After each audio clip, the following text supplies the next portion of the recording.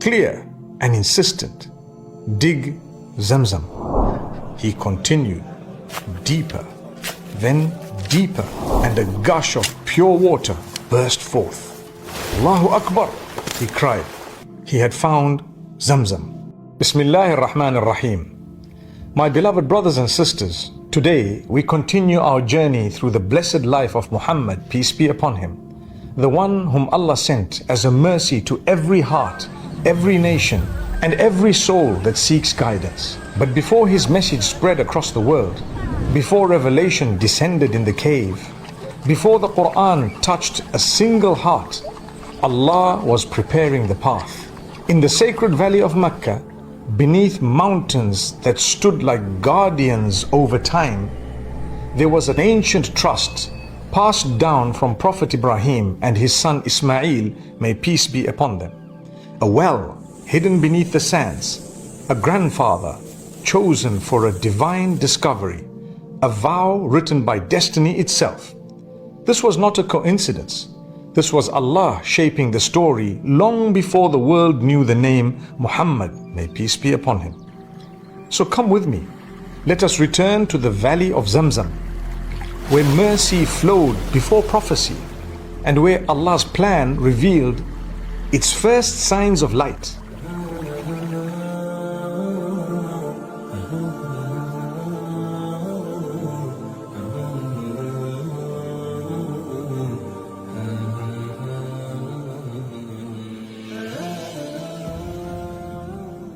After the year of the elephant, calm returned to the valley of Mecca. The house that Ibrahim and Ismail, may peace be upon them, raised stood unharmed. And the people of Quraysh spoke in hushed tones about the miracle that they had witnessed.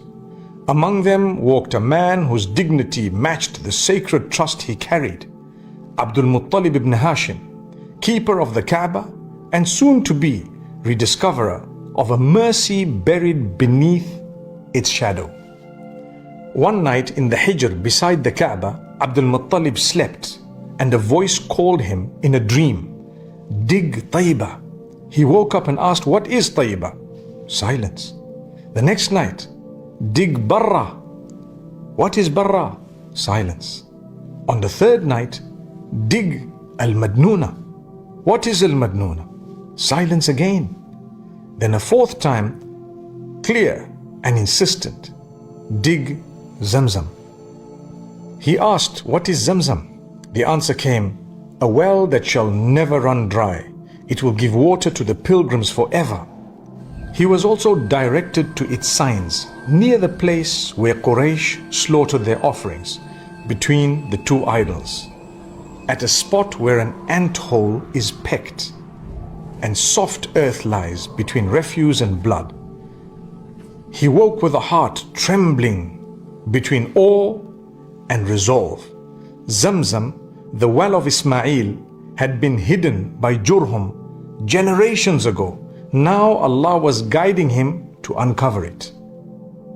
At dawn, with only his eldest son Al-Harith beside him, Abdul Muttalib took a pick and began to dig.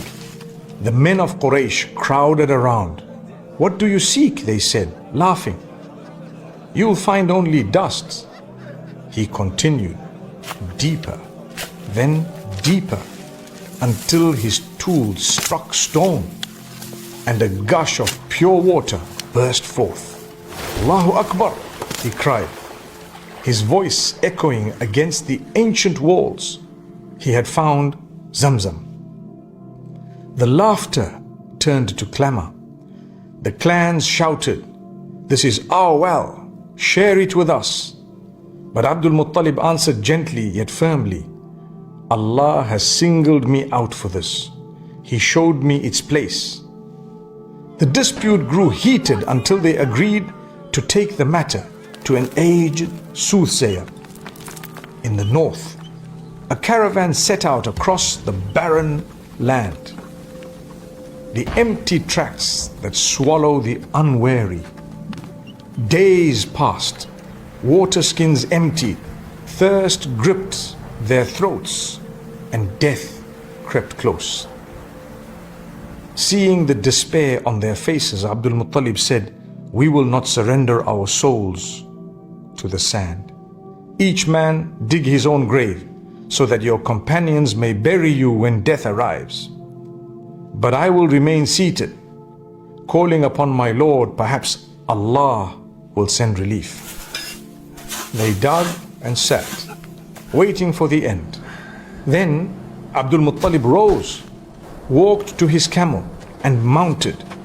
And at that moment, by the mercy of Allah, a spring bubbled beneath the hoof of his mount. Water gushed out, clear and sweet.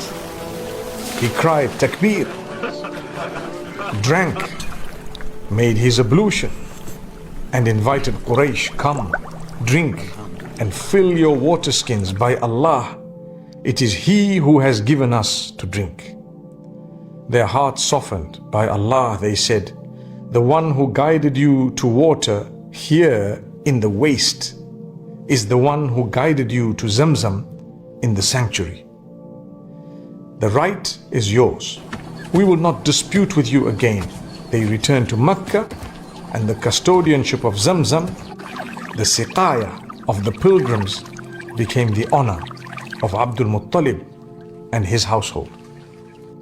As the well flowed again, the people remembered treasures Jurhum once buried in the precinct. While clearing the shaft, Abdul Muttalib uncovered 2 gazelles of gold, fine armor and blades. Quraysh demanded a share, but he judged between himself and them by casting lots with arrows, placing portions for himself, for Quraysh, and for the Kaaba. The arrows came out for the Kaaba and for Quraysh. So the golden gazelles were melted to plate the door, and the arms were hung as offerings. Thus the house was adorned, and Zamzam's water was dedicated to the guests of Allah. Yet Abdul Muttalib had only one son when Zamzam first opened, and he yearned for a lineage that could protect the sanctuary and serve the pilgrims. In that yearning, he made a vow, O Allah, if you grant me 10 sons who reach maturity, I will sacrifice one of them for your sake. Years passed. Allah answered. His sons grew strong, 10 in number, beloved to their father. The day came to fulfill the vow. He gathered his sons before the Kaaba and wrote each of their names on arrows, as was the custom of the age before Islam. They were brought before the idol whose keeper would cast lots. Hearts tightened. The arrow was drawn, and it pointed to the youngest and dearest, Abdullah, known for his beauty, his purity, and his gentle conduct.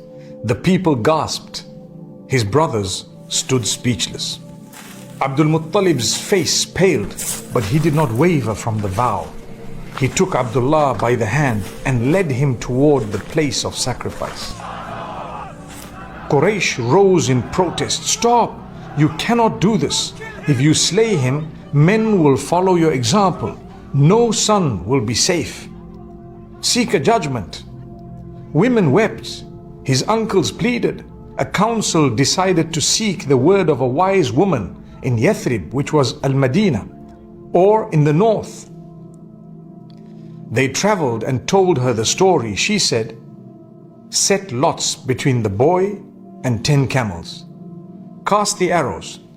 If the lots fall upon the boy, add 10 more camels and cast again. And keep adding until the ransom falls upon the camels. They returned to Mecca. The keeper cast Abdullah or 10 camels. The arrow fell on Abdullah. They added 10 more camels, 20 camels. Again, the lot fell on Abdullah, 30, 40, 50. Each time the arrow pointed to the boy. The number climbed to 100 camels. Once more, the lots were cast. And this time, the arrow fell upon the camels. Allahu Akbar. The valley exhaled. Abdul Muttalib, fearing the old habit of misfortune, said, cast again to be sure.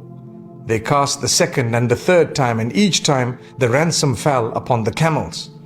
Then he sacrificed the full 100 at the sanctuary and forbade any hand to withhold meat from man or beast. Thus, by Allah's decree, Abdullah was spared, the father of the one who would be a mercy to the worlds. May peace be upon him. In the wake of relief, people asked Abdul Muttalib about his vow. He only looked toward the Kaaba and the flowing well and said, "The promise of Allah is true," for he knew that the Lord who guides to water in a desert can guide a lineage through 1,000 tests. Years later, when revelation shone upon Abdullah's son, verses descended that echo the mercy already written in this story. مَا وَدَّعَكَ رَبُّكَ وَمَا قَلَى. Your Lord has not forsaken you, nor has he detested you. وَلَلْآخِرَةُ خَيْرٌ لَكَ مِنَ الْأُولَى. And surely what is to come is better for you than what has gone before. وَلَسَوْفَ يُعْطِيكَ رَبُّكَ فَتَرْضَى. And your Lord will give you, and you will be pleased. And in another reminder of relief, after the trial, أَلَمْ نَشْرَحْ لَكَ صَدْرَكَ وَوَضَعْنَا عَنْكَ وِزْرَكَ الَّذِي أَنْقَضَ ظَهْرَكَ وَرَفَعْنَا لَكَ ذِكْرَكَ. Did we not expand for you your chest and lift from you your burden, which weighed upon your back, and raise high your mention? فَإِنَّ مَعَ الْعُسْرِ يُسْرًا. إِنَّ مَعَ الْعُسْرِ يُسْرًا. Indeed, with hardship comes ease, and indeed, with hardship comes ease. Zamzam flowed again by a dream and a shovel. Join me in the next episode, inshallah, as we follow the early life of the one who would be raised with love, loss, and divine protection until the world itself would realize who he truly was. Sallallahu ala Muhammad.